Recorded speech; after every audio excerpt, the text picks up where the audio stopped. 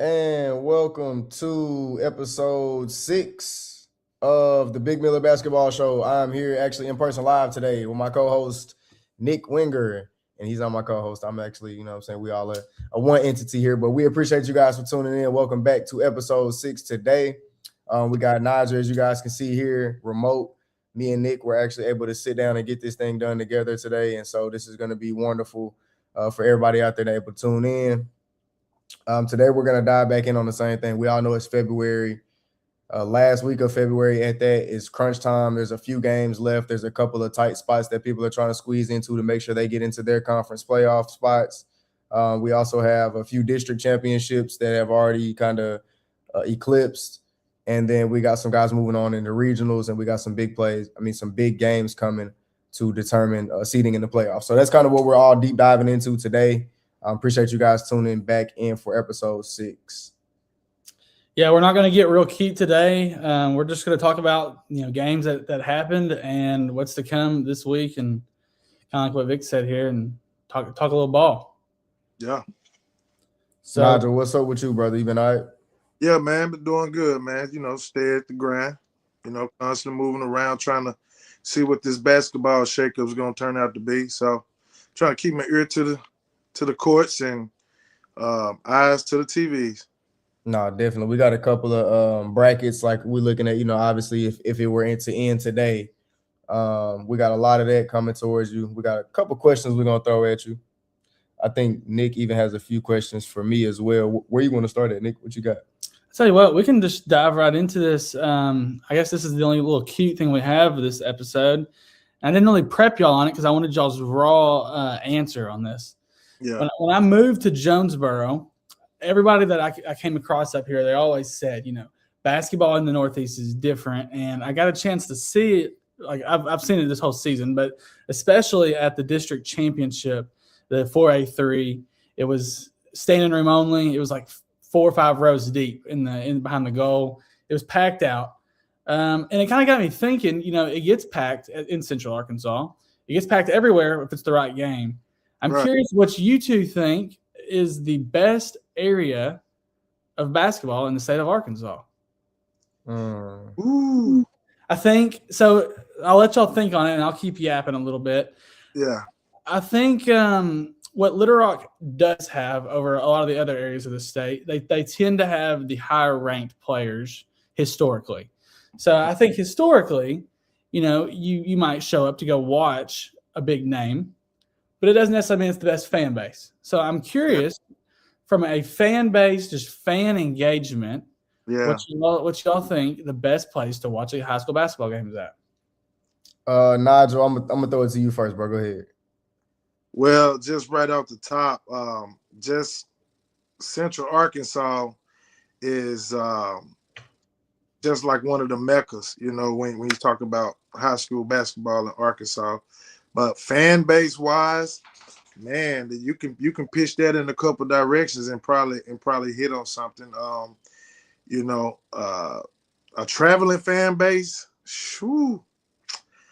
I know Parkview is one of those fan bases that's when you come to the trap house, man, everybody, that fan base always tend to be rowdy, be loud. Especially I know when my son was going there, they traveled pretty well, and especially when you come there, it'd be rocking up in there. So Parkview, one of those places, and man, it's a lot of, well, let's see. I don't necessarily want to single any fan base out because then we're going to forget someone and they're going to be mad that we forgot someone. But I more so mean as a region. Oh, man, Central Arkansas. Central Arkansas is a region that, it's one of the meccas, man. So you agree with that? You think Central Arkansas is the spot for high school basketball in the state? Yes and no, but here's like my reasoning to my no, right? So like at the higher levels, like obviously you say yes, right? Because in Little Rock you mainly have 5, 6A. You got the a few occasions of the 4A team here or there, and then like the outliers on the outside of the city, these one little small little Christian school or something like that. But here in Northeast Arkansas, from every classification, I think from like top to bottom, you have packed gyms. And I think people sleep on that, the fact of like we are so big under 3A. Like there's a lot of 1A and 2A schools right here in the mix in A70. And that's why we kind of be we are able to have our names in the pot every year when it comes to those playoff races and those state races down the stretch. And so I think the environments and the venue matters, right? Because like you say with Parkview, like no shade, like they got the classic historic gym, but it's going to be packed every time because like the seating is almost limited, right? It's like you're not going to fill up Little Rock Christian or Halls Arena every game because of venue differences, and that does make a big difference. Also, one kind of knock to, I guess, Central Arkansas teams, and just to make my case for the Northeast, is that matchup to matchup, those Central Arkansas teams won't show up. Like when there's the North Little Rock versus Bryant or Central and so, like it'll get, it'll get deep, it'll get big, it'll get packed out. But at certain games, like they catch so-and-so on the road coming there for a non-conference game, like it's dead that night. It feels like in the Central Arkansas, you have to have a matchup that you are anticipating. Whereas up here, and no one, we didn't say this one, but I think South Arkansas is really good in the small towns, especially like Southeast Arkansas. They show up anyways in the Delta, River Valley as well. Yeah, people just show up when there's less things to do. So yeah. I think that is a knock on Little Rock. But I just thought it was interesting. And to kind of kick off the show and get our juices flowing on our mindset on basketball, really, for this episode. And like you said, it's just depend on the matchups, and I think that's what make the matchup showcase one of the. I think that's what make it kind of pop, because we try to put those matchups together just so people can come and see what they've always been anticipating. So. Yeah, it's the contrast of the styles of basketball, the styles of coaching, the styles of play that differ and vary across the state we have. I think everybody kind of knows like there's a difference in each region of the style of play and the way that it's coached and the fundamentals that you grew up on. So it's cool seeing it all come together early in the season too. So then you kind of get excited to see different teams throughout the season when you see them in Central Arkansas. Correct. Does the gym make the atmosphere? I think it helps. Like I said, the venue definitely matters. Yeah. It doesn't hurt it. That's for sure. Yeah. So I'm going to stay what kind of started the conversation when I was in Blytheville. I was in Jonesboro West Side to watch Blytheville. They played Blytheville and Gosnell. It was the 4A3 district tournament. I watched the semifinals and finals. Vic, did you keep up with much of that? Man, them boys was out there like LeBron and D-Wade. They were throwing logs. Man, it was Perry, it was Madden, it was Guyton. I mean, Coach Pierce has really done a really good job of like uniting that community. You know what I'm saying? Bringing those boys around and getting their heads locked in on the right thing. You know what I'm saying? Something that community needs badly. And he's a real gem over there and a real helpful guy that, like I say, pulls the best out of those boys from off the court, on the court. Real life situations, and this is just, I guess, for me, kind of knowing a little, insight and me, having the conversations that I do with some of the kids as well. But it's a really beautiful thing to see, man, when they go from bringing in the new pieces, like I say, Mad's a new piece, Perry's a new piece, and then kind of forming them with the old team, the core guys that they have, and everybody kind of figuring out the hierarchy of things and who's going to do what and who's great where, and then kind of clicking all at the right time, and that's what they're doing right now. So yeah. Nick, what did you see? It was some good ball, really. The Blytheville Gosnell game, it's a rivalry, so I mean you don't really know what to expect in those rivalry games. It can go either way. And it was a great game. Gosnell came to play. I think kind of everyone expected Blytheville to kind of run away with it, but it was a good game. I mean, Gosnell had a chance to win it at the end. They kind of had some a weird down the stretch, a weird ending that kind of felt like it hurt them in the long run. But I mean, Blytheville pulled it out 69-65. They had a dunk there at the buzzer. So, I mean, Gosnell had possession with I think 5 seconds left and the ball to take the lead, to win the game, tie the game, get overtime, how you want to say it. And then Brooklyn and Pocahontas played after, and it was Lane Webster's first game back. Pocahontas has been hot. And, I mean, Lane stole the show, really. I mean, Brooklyn looked really, really good. And I honestly just expected Brooklyn to carry that momentum over the next day, or I guess 2 days later on Saturday against Blytheville. And it was Blytheville that showed up and Brooklyn didn't. Jameer Guyton had 21 points. Like I said earlier, it was a packed-out house. I think it was 4 or 5 rows deep. They were saying that the crowd was filling up like 30 minutes before the game even started. It was pretty full in there then, before the girls' game even started. And, I pulled up. The parking lot's packed. You could just tell, especially in a gym that small, when it's a big game, it really adds to the atmosphere. That's what I was saying. But it's just that old gym. It just felt like old school high school basketball. It was just it was a great atmosphere. Unfortunately, that's one of the last. I guess Osceola has the state tournament, but there's not much basketball left to be played in this area of the state to accommodate that fan base, and I wish it would have been a little more spread out in that case. Yeah, I can see that. You want to stay in 4A, Vic, or do you want to bounce around? How let's knock 4A out first. Why not? You know what I'm saying? We got Shiloh Christian and Berryville as well. I think Shiloh ended up taking that one 56-50, right? Yep. Pretty solid game. Another little keynote for them. Duke Bowman is kind of like their senior leader, especially if you ask me. He's one of the top guys in the state.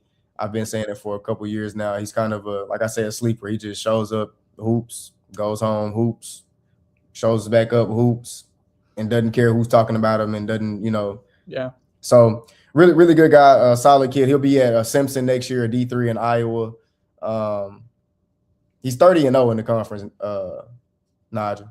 Yeah. 30-0. Shiloh's 30-0 their last 30 games in conference. Wow. Spanning over this season and last season. That's a good stat. I didn't know that. Appreciate That's a solid mark, man. Heading into, this time of the year, you got that to kind of go on. Like, that's solid, man. 30-0. Shit. I mean, to put together a run like that, you must be doing something right. You must got a good group of guys, or they done figured it out. So, Coach, a good job down there. I was I think I know who you were talking about earlier. Was it Silas Nance? I think so. Yeah. It was. So we were thinking right before we got on, and there was another prospect we were talking about for them, and it's Silas Nance. I'm 99% sure. Mm-hmm. Well, he looks. I think he's also a dog in football, if I'm not mistaken. Yeah, he is. I think so. His brother was played for the Razorbacks, I think, still right now. Yeah. Yeah, that's exactly what we were talking about. Yeah, he's a dog in football. 6A state champion in football. Tackles. Crazy 2-sport athlete. Doesn't even tell people really that he's a hooper, but he's a bucket as well. Like, so, like I said, man, we come to this time of the season, it's time to put eyes on kids like that. That can really make a splash. That juniors, like, I think we talked a lot about that last episode about how that 2027 class is about to be super impactful at this time of the year, and people are gonna be like, I never even knew who this kid was. Well, you got to watch a little more basketball, So a lot of people think the junior class is down, and it's not as bad as people think. But we'll keep the young kids going here. Here's a young kid for you. We got Clinton and Robinson. Clinton, Nigel, knocked off Robinson 62-61. The winner of that game got into regional. So the losers, Robinson's season's over with, and Clinton, they have a young fella that he's pretty good. We had him at media days. He had a banger quote. Nigel, do you remember what he said? No, enlighten me. I can't remember back that far, man. He said, man, I don't care if you're a 5-star. I don't care who you are. He basically said, lace him up. I don't care who you are. I'm coming. Okay, yeah. And then let me tell you how he bags stuff up like that, right? Must-win game, right? 23 points, 9 rebounds, 6 assists, shooting 62%, only missing 2 free throws, 6 for 8 from the free throw line. Wait. Who do they have? It's a freshman we talking about. Yeah. Clinton. It's a freshman, Nigel. And we'll go a step further. You know who Clinton plays their first round of regionals? Who? Mills. Uh-oh. Statement. In Heber Springs. Clinton's not too far from Heber Springs. I'm going to go out and say it. Ooh, that's a good one. The best crowd probably the best crowd of the week, I would say. I mean, one of those, probably from that regional, if Clinton goes and wins, I think Clinton will bring a good crowd. I really do. The old Yellow Jackets. We can stay in that regional, I guess. Make it easy. Little Rock Hall and Mills. Nigel, you want to talk about that conference championship? Boy, that conference championship, man. Listen here, I'm talking about a banger. You got two story programs going head to head, battling it out, and I'm talking about it's one of them must see games, man. You know, Anthony Hester, y'all been keeping up with Hest and Mills. Hester was out against Hall, and Yeah, he's out. So Hester, you know, if I feel like if Mills going to be one of them teams that pull it off, I think Hester gonna have to come back and be healthy all the way. You know what I'm saying? You got Jace Sullivan over there, man. Jace had himself a game. You know, that regional's loaded. It really is. Yeah, straight up.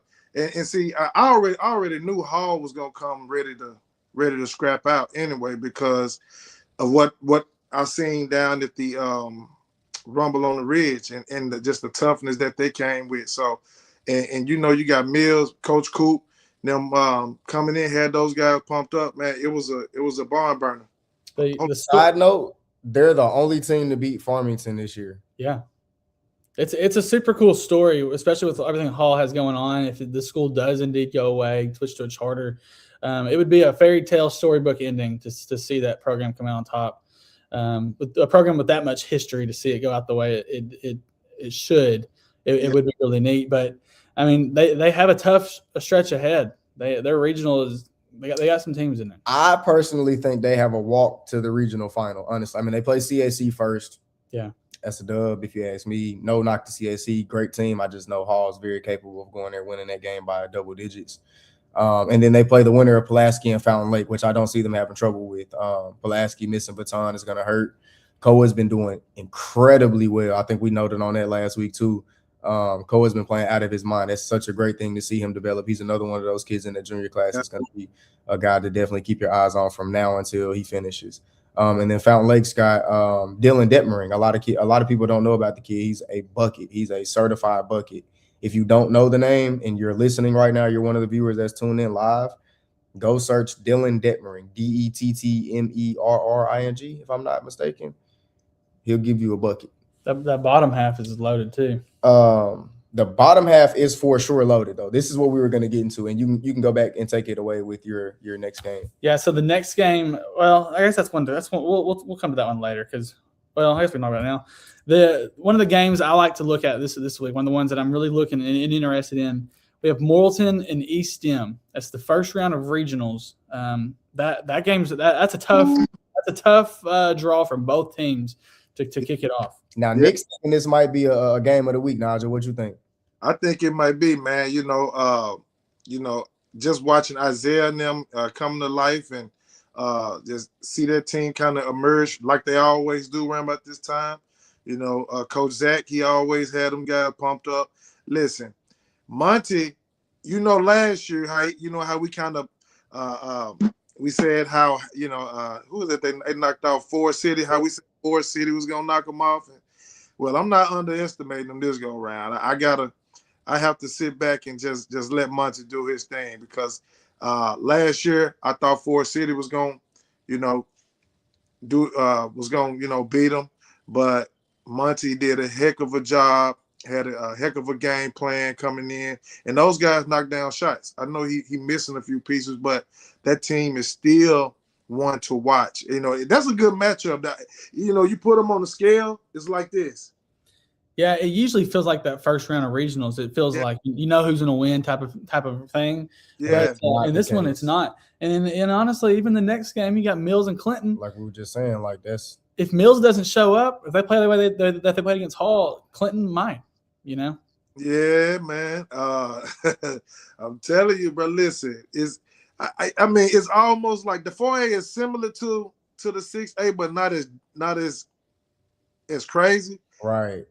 But as far as in terms of depth and guys being like a half a game apart, like we was talking about last week, yes.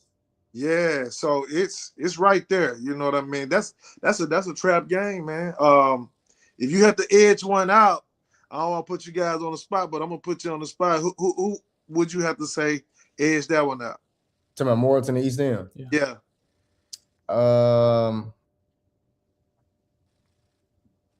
You gotta be careful because whatever you say, Monty's gonna clip it and put you on social media. You know he wait. I'm not saying nothing. I'm not saying anything because Monty's gonna clip it if I pick one, and if I pick the other one, then so be it. You know. I mean, you know me. I love the fanfare. Money's my guy. He knows my lines open anytime he ever wants to talk. But I don't know, man. I can see honestly, like, dude, that's a tough one, man. I know. I feel you. I feel you, man. I think it's the game of the week. That's how you know. That's how you know it's a good game when you on the fence. You like, man. If anyway, it just depends on who. I say it's who making their shots that night. You know, whoever knocking down their shots, that's who gonna win that game. I know that's the kind of. So what I'm really paying attention to with my pick is that the seeding, right, and how they ended up in the seed. EStem ended up in that seeding. The seeding really doesn't speak exactly to where they're at because a couple of their core players were hurt at different pieces in different times. Mm-hmm. Barring any injury or as long as everybody's healthy right now, as far as I know they are, I'm going to take EStem in this one, actually. By the way, Morrilton, Ty Wright just hit 1,000 points, 1,000 career points. Ty Wright is a senior guard. Definitely. If it's healthy versus healthy, with no questions asked, health-wise, I'm probably leaning EStem. Yeah. But who knows what they got going on right now. And like I say, Isaiah shows up, plays out of his mind. Kozak got them boys on a burner, them boys on edge, them boys ready to fire it up. You know what I'm saying? A couple of those ninth graders moved up. Yeah. You know, somebody might come up with a spark. Don't forget about that experience of making it to the big dance last year. Well, so EStem made a run too, so they're experienced too enough in at least regional. They brought back the core too. That's why, like I say, EStem brought back more players than Morrilton brought back last year. If we're talking about experience goes. This is a great game, but I don't want to go all night about it. I'm going to flip the page just a little bit, but I'm going to touch on one more thing in that regional. CAC defeated Clinton 59-58 Tuesday night. That CAC by winning, they get Hall instead of Mills. So I guess it's it's like up. Pick your poison. Yeah, pick your poison. Yeah, but I mean, it would be interesting to see. It's great games all across the board, really. So that's probably enough for 4A that I have written down. You want to go? Let's go small school, and you want to talk about that one? Yeah. So I actually covered an article on Prep Hoops today about this, and kind of some outlooks on the 1A, 2A situation. Barton and England met in the district finals. 53-47. Barton took the dub, and I think they've beaten them already twice this year. So that was the third win, if I'm not mistaken. I think so. It just seems that England can't just, overcome the pace and the pressure. It's the simple aesthetics of basketball. But if you know Coach Williams, that's what he's about. He's going to make you apply pace and pressure. You're going to push the ball on offense. He's not really worried about anything but sloppiness. It feels like it's Barton's year this year in the small schools. Yeah, Barton been rolling, man, and like I said, every time I get on Instagram, I see some highlights that it's like the SportsCenter might post this. It feels like. I mean, they are on the rim all the time. You got the score right there. A lot. They lost to England last game they played them, and they beat them the first time. So they split. So England's got talent. England can really make some noise too. They got upset last year against ICC. Yeah. Gabe Spray went for 40 in double overtime. Buzzer beater. That was crazy game. Crazy game. Yeah, man. That was Gabe Spray. We'll stay at that level, and we will look at EPC and Cedar Ridge. That is a game to watch for this week. That is one that it'll be exciting. Yeah. Rowland Brown. It'll be a fun one. Jacob Gaines is a name to watch too for EPC. He's a dog. Like I said, he's got championship experience. I believe he was the MVP year before last. I'm like 99% sure he was the 2A championship MVP when EPC won the year before last. Jacob Gaines. Yeah, he did this thing. Senior guard this year. He's a 2A guy. Plays football. Crazy athletic too. Yeah. But yeah, no. I can see that kind of tilting either way, and that's also another. That's really slept on, honestly. Let me get into it just a second then, since we're here. Let me just get into it just a little bit more. That's a pretty deep region if you really break it down and look at it. So in that first round, you've got Sloan-Hendrix versus Rector. Sloan-Hendrix is actually the 1 seed out of everyone over there. EPC, Cedar Ridge, everybody else as well included, and Bay. Right, we were talking about Bay a lot last week on the show as well. Yeah, Sloan-Hendrix is at number 1 over there, right? You know where they have, over in Bowdoin, where they have Bad Boy at every year. So they've got Hudson Rorix, and they've got Dallas Durham. Yeah, Dallas, the left hand guard. Hard nose left hand guard. Gonna get downhill, gonna bump. Yeah, yes, sir. I like Dallas. That's a 1-2 punch that they have to account for at a time. I think both of them, man, they'll put up 20 on you plus, each game if you're not careful. But Hudson Rorix, that kid right there, man, can shoot it. I feel like he's another one of those kids that's flying under the radar. So yeah, most definitely I like that matchup. And then like we were talking about EPC and not EPC, ICC. They face off with Bay. And so ICC is actually the higher seed in the other side of the bracket, obviously, against Bay. But I think all the Bay, everybody on Bay's side was 1 game apart. And so like I said, it's a toss them up. ICC put together a couple strong performances down the stretch, I believe, but I know Bay is going to be scrappy. They're going to come out. Jacob Willard's going to do what he always does. It's going to be tough. And then just the bottom half of that real quick, you got Hampton versus Woodlawn, which is going to be a really tough game. If people don't know, I think obviously a few of the people that follow me and that know me, they know about Tyrell Smith and they know about Jude Roberts, 2 kids in South Arkansas that are complete dogs that are buckets. I think Tyrell's going to be at Ecclesia next year, and Jude's for sure going to UAM. So don't sleep on, the 2A4 region either. Like somebody come out of that side and make something shake later down the line. But back to you, Nick. We'll slowly go up. We'll go to 5A now instead of going jump into 6. We'll go to 5A. There's 5A is shaking out to be pretty good. Definitely. We got some games this week that will decide quite a bit for a lot of these teams' seasons. Nettleton and Valley View, they play this week. The likely winner of that will be the one that makes it to the Nettleton. State. If they don't win, I will be, like Valley View's a slouch. They'll come out and upset you, but I know Nettleton. TJ's just coming back off an injury. I know he's locked in. I know they're ready to win. I just actually saw TJ Daly last night. I know he's ready to hoop. I know where his mind's at. I don't see them losing that game. If Nettleton gets in, they'll be the 4 seed, obviously, and they'll be matched up with Farmington at Farmington. Do y'all think Nettleton could make a run or maybe upset Farmington? Man, as much. Go ahead, Nigel. No, I was gonna say Nettleton. They're one of them teams where, if they scrappy enough, you catch them. Coach Lincoln have them boys fired up, ready. Man, they can give a Farmington a run for their money.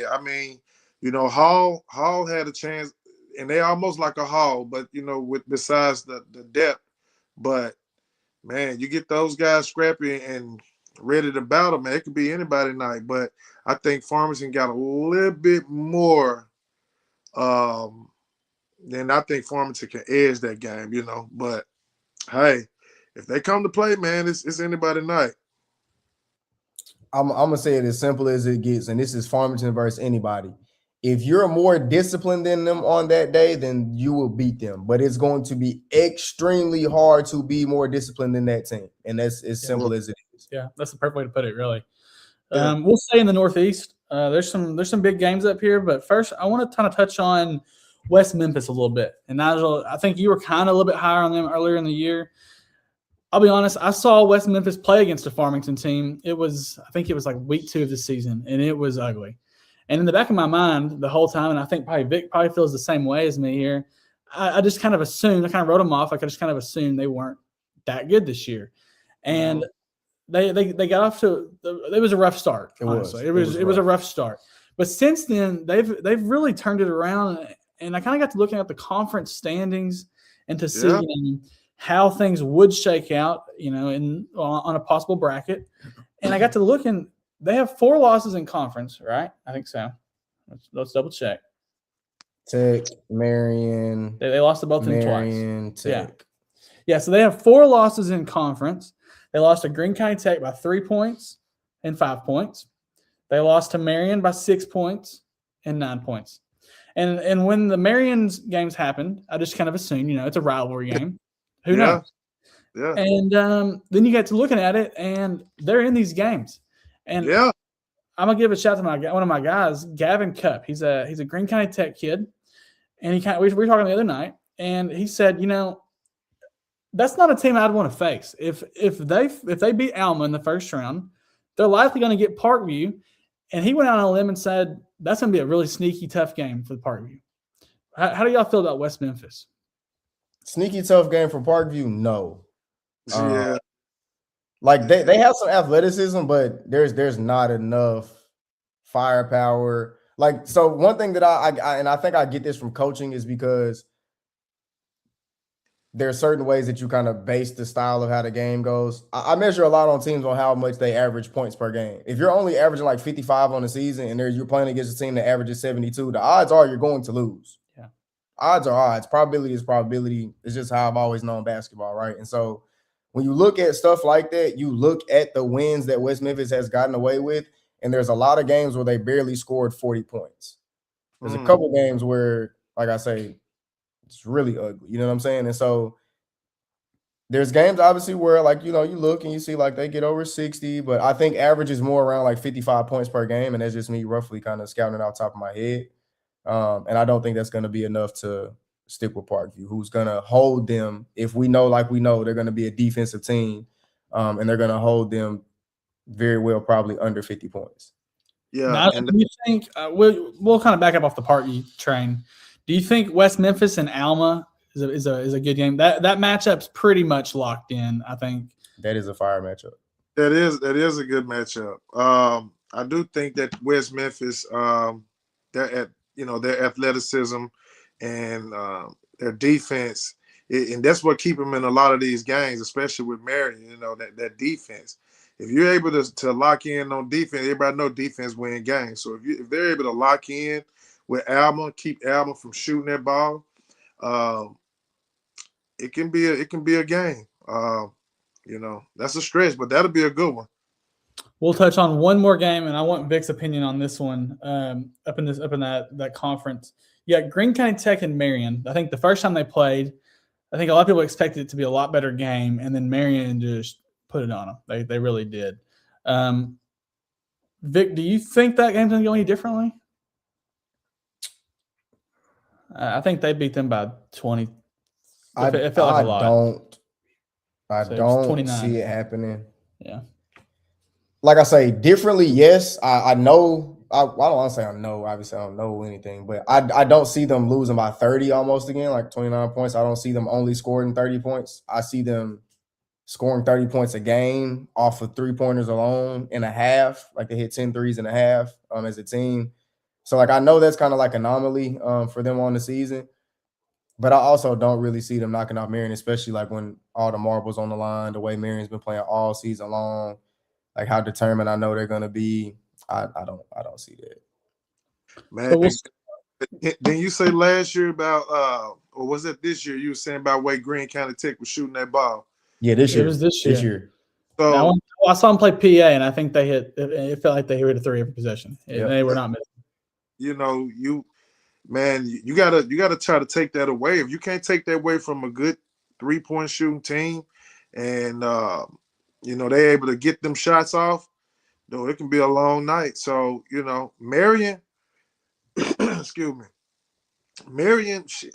I feel like they have everything that they need to make a deep run. If not, pull the whole thing off. But it can be anybody night if they're not shooting that ball. But I feel like Marion, they're a good defensive team, and if Greene County Tech is not shooting that 3-ball that night, it's gonna be tough for them. So we'll stay in the 5A and just kind of look around. I'm gonna move to the Central. This is an interesting thing. So Vilonia is trending in the wrong direction for sure. Jacksonville beat them. They beat them 58-53. So that last spot in the 5A Central, that 4th seed, is going to be really fun. Because Nigel, hear this one, Nigel. We got Vilonia and Maumelle. They're both 8-6 heading into the final week. And guess who plays? Jacksonville. We got Vilonia and Maumelle. They play each other for that last spot. They're going to play this week. I think the winner will probably get that last spot. So listen, I heard you say something. When you said Jacksonville, that made me look at something. So listen, Jacksonville, they play Vilonia? Yeah, in the conference. Huh? No. Jacksonville and Vilonia have already played. Jacksonville beat Vilonia. Yeah, Jacksonville beat Vilonia. Okay, so now that's that game that I was telling you about, Elijah Spann. So with them losing to Jacksonville, I think a Maumelle is almost right there. I feel like they kind of matched up, but Maumelle has a little bit more, just a little bit more scrappiness, I feel, to pull that off. Vilonia now, they gave Little Rock Christian everything they wanted to, but I know Little Rock Christian pulled off in the second half, but them guys, they was able to stay and, do something that first half. But if Maumelle can't come out and knock down them shots, Vilonia might pull that off. But I think Maumelle can get. Vic, you got Maumelle on that one? I'm looking to see where is it at. I forgot where the 5A is at. That is going to be at Maumelle. So at Maumelle and Vilonia. Yeah, the Maumelle Vilonia game. Vilonia goes to Maumelle. Hold up, let me see. But Vilonia has to play Greenbrier. Who won the first time, Maumelle and Vilonia? Because that one will be the deciding, the tiebreaker. I think let's see. I think Maumelle had pulled that one off. Because Maumelle plays Catholic. And Catholic's they're not doing too good this year. And then you got Vilonia will play Maumelle at Maumelle, and then at Greenbrier at Greenbrier. That's a big rivalry. So that would be the top thing. Okay. They beat Vilonia like 2 weeks ago or 20 days ago. Yeah. So I don't know. It'll be interesting to see how Maumelle does in that one. Vic, who do you think? That was during the snow week, wasn't it? That's the snow week, right? Like the first week of February. Yeah, probably so. Yeah. So that was probably like when a makeup game. That was a back-to-back. They played like 4 games in 6 days. Yeah. Doesn't kind of give you a proper, I guess, depiction maybe of the possibilities of what lies with that game, honestly. Like I've seen Vilonia go toe-to-toe with Parkview this year. So when you look at something like that, I mean, I don't know. So Vilonia's lost 4 of their last 5 games. Yeah, I'm looking there. Definitely trending down. Not a great look at all. And if that says anything, I'm going Maumelle, who's obviously trending upward. They're going the opposite way right now. What was their first game? What did they win by? Did Maumelle win their first game? Won by 11. Yeah, 32-43. Maumelle won by 11. That's what I was saying. I think Maumelle can duplicate that. I feel like they can. They have enough to kind of to stifle that shooting that Vilonia like to do. I feel like if they come out, put that defensive pressure on,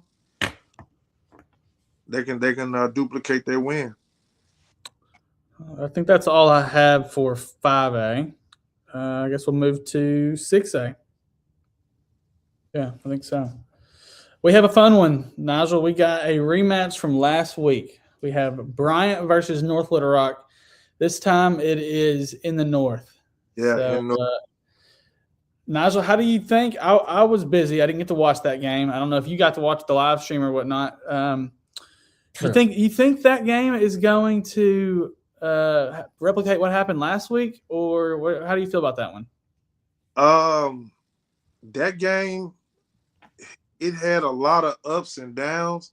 North Little Rock came out. They was hot.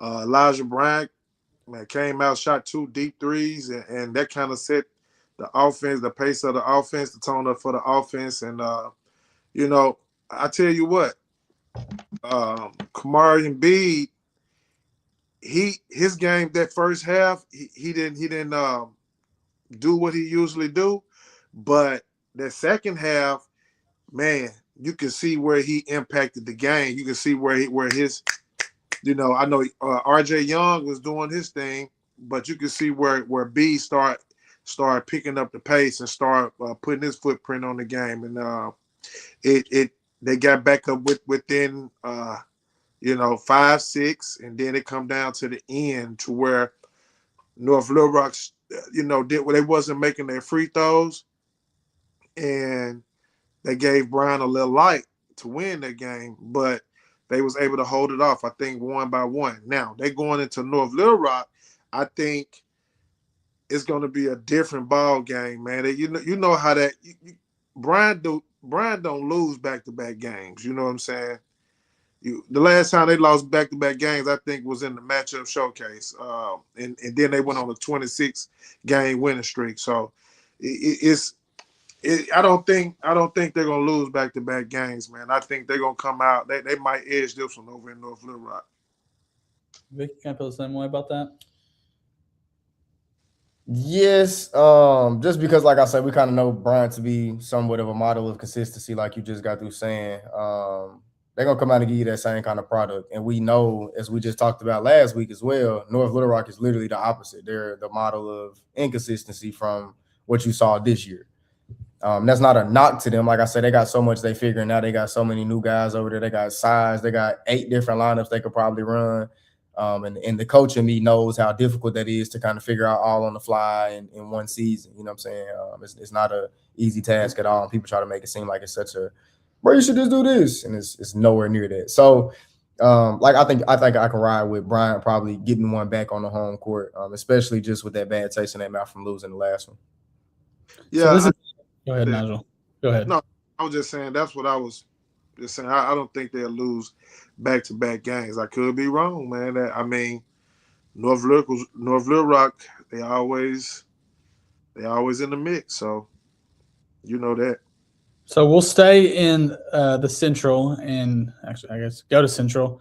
Central beat Conway. I guess that was over the week. I guess that was Friday. I don't remember. It was Friday. 61-59. If it holds, so by Central beating Conway, it moves them to the other side of the bracket. So that, to me, was a big win. Central is now on the bottom half of the bracket, so they get away from the tough Bryant game, and it moves them into the 4 seed.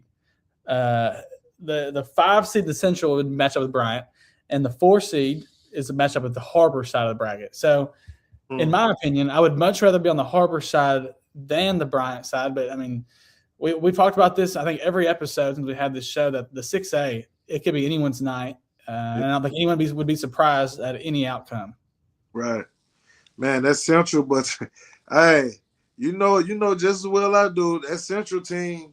I wouldn't want to see a Central. I know Harbor, they've been playing some good ball, but I wouldn't want to see a Central team, a healthy Central team, at that. Don't forget that Central had knocked off Marion, a healthy Marion at the beginning, but, they also have everybody back now, Clay back, and I think that team is gelling.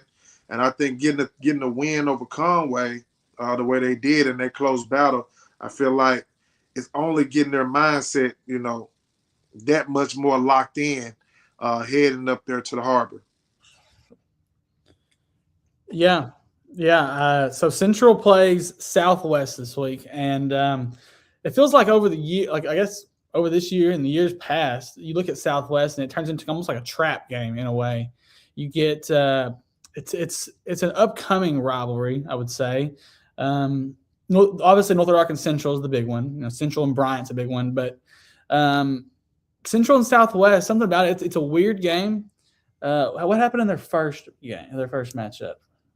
Between who? So he's got it pulled up. Give me 1 second. We got Central and Southwest. So Central won by 14. So I think this is going to be a sneaky good game. It's at Southwest. Southwest is in the playoffs currently as the 6th seed. I think they're a lock to make the playoffs this year. I don't know. It'll be the Southwest is a sneaky good team. Vic, what's your thoughts on that? Yeah, they are, man. You can't the Southwest. Even when Southwest they knocked off a team that we wasn't expecting. Who did they beat North? Yeah, they beat North Rock earlier in the year, and then they've kind of been up and down. different times. But Vic, what's your thoughts on that game, Southwest and Central?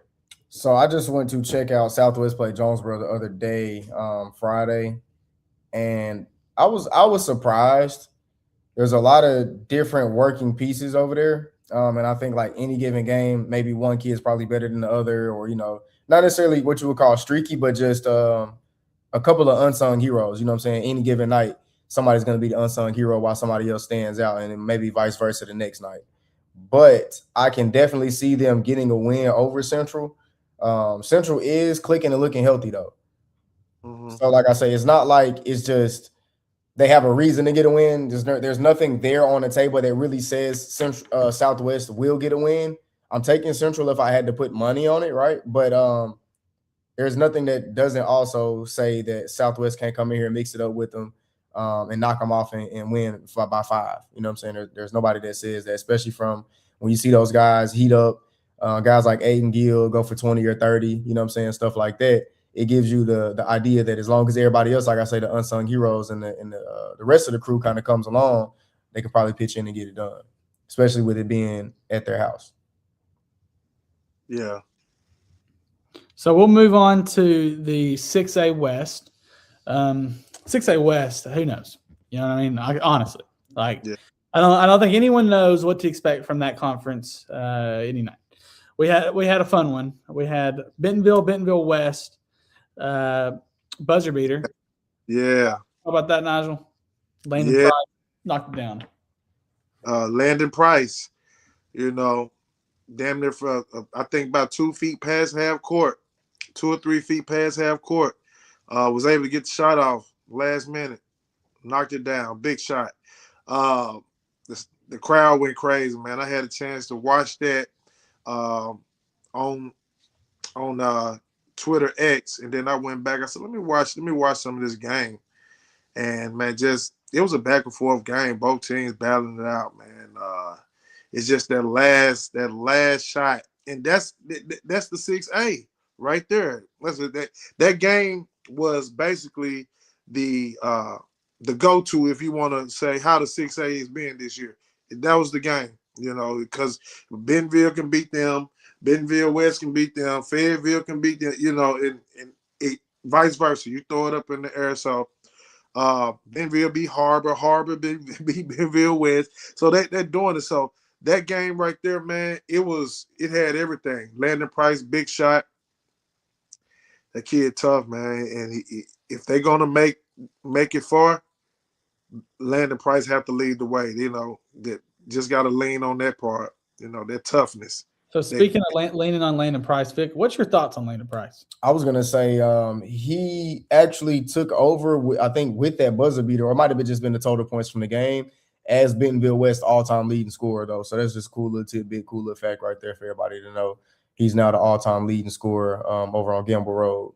But outside of that, man, I think, honestly, like serious, humble, honest, 100% opinion, mid-major, D1 guy right now. So take him away. Well, what would you say explain his game? Oh no. Very, very, like I say, explosive in a way. You kind of don't realize it, you don't see it, and then you see it, right? It's like, oh my God. And then there are some games where everything that he does doesn't just jump off the stat sheet. It's 9, 6, and 7, and you're like, wow, like he did a little bit of everything across the board. Very strong, like I say, on a drive, straight line drive, get to the rim, get above you for sure. Plays with his athleticism well. Maybe more of an off-ball slasher than a throw it to me and let me go to work type of guy, which really benefits well for the team style that they play. And I think, obviously, I've seen him go into ISO situation, get his own bucket. He can shoot the ball, catch and shoot situations, get some outside looks flying. But better than anything, like I say, he plays best catching the ball in action. Yeah, I think being able to play off the ball like that, like you said, will help him a lot at the next level, being able to fit in wherever he ends up. Yeah. So we have a big one. We'll stick in the Bentonville name, I guess. We got Bentonville and Fayetteville this week. That's always a fun game. What's y'all's thoughts on that one? Everyone, Vic, want to take it first? Man, so I'm just gonna go back to last week. We said all of this last week. We said every bit of this last week, and they played out exactly how we said it would. And I hate how that sounds like we're bragging or I'm bragging on us or whatever. But bro, that type of half a game behind, and I'm gonna be in your spot tomorrow, you're gonna be in my spot today, and who knows what is crazy to me. Like the impact that I don't even think the kids realize like how stacked up it is. I don't think that the coaches even like try to put it to them. They don't try to put that much pressure on them as far as what it kind of throws off, like how you move from one whole side of the bracket to the opposite side of the bracket. Yeah. In that game, I can definitely see DJ going crazy, but also I can see Marley having one of those games that he's been having lately where he just goes bonkers and he goes for something, 25 points with, a couple of highlight, dunks, a couple of highlight reels, step back threes, anything like that. I mean, we'll probably see DJ's usual 20 and 12, 22 and 15, dominant performance, efficiency around the rim, powerful, getting in transition, running the floor. So exciting basketball to come. If I literally just toss a coin to say who wins, I could not pick. I wouldn't. This is one game I would never, not just like any year or any time, but right now, this way everything's been going. I mean, they're 3 games behind, but I don't think that speaks well to, like I say, the standings over there. I mean, they've played probably. I mean, we don't have their schedules pulled up in front of us. But if you look at their record, they're only 1 game apart record wise. Fayetteville's 16 and 12, and Bentonville's 15 and 13. And I would imagine a lot of those. I mean, the schedule's probably pretty much the same. And this, like you mentioned, how stacked up it is, and this right here will tell you how stacked up it is. 6 teams get in, right, for the playoff bracket. And there's 7 teams that have a real shot at finishing the year at 500. Right now, Northside's on the outside looking in. They're 7 and 8. But I mean, they play Harbor, and I think if they beat Harbor on Tuesday, I think Northside gets in. But that whole conference is just so much fun to keep up with. Rogers 7-7 in conference, Springdale 7-7, Northside 7 and 8. Then you go up to that 4th spot, Bentonville 8 and 6, Bentonville West 9 and 5.